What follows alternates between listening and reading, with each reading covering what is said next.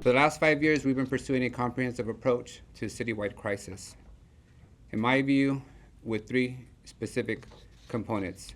First, that everyone has a right to have the law applied to them fairly as determined by the legislature and our courts. The second component of our approach was to actually create some comprehensive support services that the homeless deserved and needed to lift themselves out of that condition. It's a mutual responsibility to adhere to local, state, and federal laws that apply to the rest of us, even if we find ourselves homeless by choice or by circumstance.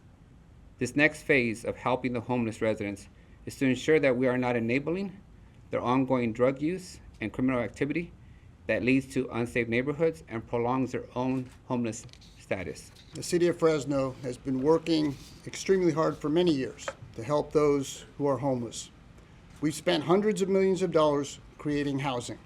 We've converted what were once rundown, crime-infested hotels into shelters and apartments for those who want and need housing. But in spite of all of these efforts, various lower court rulings have hampered our abilities to deal more effectively with this problem, particularly those who are homeless and have no interest in getting help. But that all changed with the Supreme Court ruling on June 28th.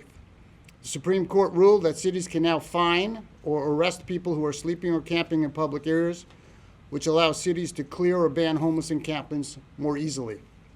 The Supreme Court, in a 6-3 decision, most importantly said fining and arresting homeless people does not violate their constitutional rights against cruel and unusual punishment under the Eighth Amendment.